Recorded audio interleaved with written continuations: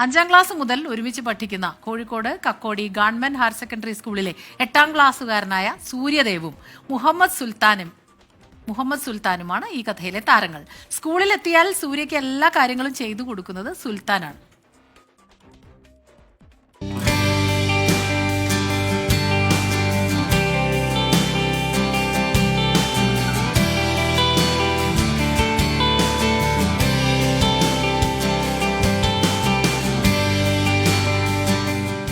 ബദിരൂർ സ്വദേശികളായ VP ബിജുവിന്റെയും ബിജിതയുടെയും മകനായ സൂര്യദേവിന് muscular dystrophy രോഗത്തെ തുടർന്ന് വീൽചെയറിന്റെ സഹായത്തോടെ മാത്രമേ സഞ്ചരിക്കാനാകൂ.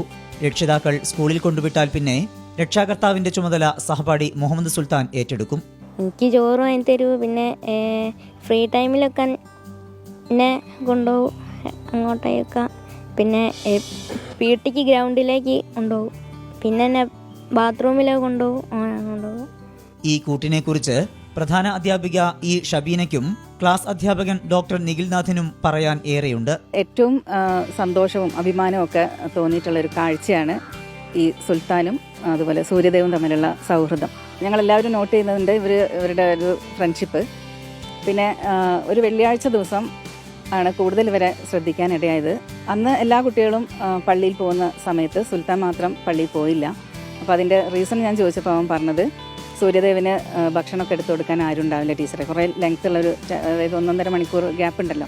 അപ്പോൾ ആ സമയത്ത് അവൻ്റെ കൂടെ നടക്കാനും അവൻ്റെ കാര്യങ്ങൾ ചെയ്യാനും വേറെ ആരും ഇല്ലാത്തതുകൊണ്ട് ഞാൻ പള്ളിയിൽ പോകുന്നില്ല എന്നാണ് പറഞ്ഞത്. എന്നുവെച്ചാൽ അവൻ നല്ല ഭക്തിയൊക്കെ ഉള്ള കുട്ടിയാണ്, ദർസിലൊക്കെ പഠിക്കുന്ന കുട്ടിയാണ്. പക്ഷേ അവൻ അപ്പം ഞാൻ പറഞ്ഞു അവന് വേണമെങ്കിൽ ഫുഡൊക്കെ നമ്മൾ എടുത്തു കൊടുത്തോളാം, നീ പള്ളിയിൽ പോയിക്കോ എന്ന് പറഞ്ഞപ്പോൾ അവൻ പറഞ്ഞത് വേണ്ട, എനിക്ക് അവിടെ പോയാലൊരു സ്വസ്ഥത ഉണ്ടാവില്ല അവൻ്റെ കാര്യം ആലോചിച്ചിട്ടെന്നാണ്. അപ്പം ഇങ്ങനെയുള്ള കാര്യങ്ങൾ നോട്ട് ചെയ്താണ് പുതിയ തലമുറ സഹപാഠിയെ തന്നെ കൊല്ലുന്ന ഒരു കാഴ്ചയൊക്കെയാണ് കാണുന്നത്. അപ്പോൾ അതിൽ നിന്നൊക്കെ വ്യത്യസ്തമായിട്ട് മറ്റുള്ളവരുടെ വിഷമങ്ങൾ മനസ്സിലാക്കാനും അതുപോലെ ഒരു കരുണ കാണിക്കാനൊക്കെ ഉള്ള മനസ്സ് നമ്മുടെ കുട്ടികൾക്ക്, ഇവിടുത്തെ കുട്ടികൾക്കുണ്ട് എന്നുള്ളത് വളരെയധികം അഭിമാനം തോന്നുന്നൊരു കാര്യം തന്നെയാണ്.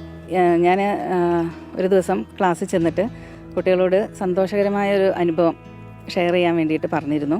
അപ്പോൾ പല കുട്ടികളും അവരവരുടെ സന്തോഷകരമായ അനുഭവങ്ങളൊക്കെ ഷെയർ ചെയ്തു.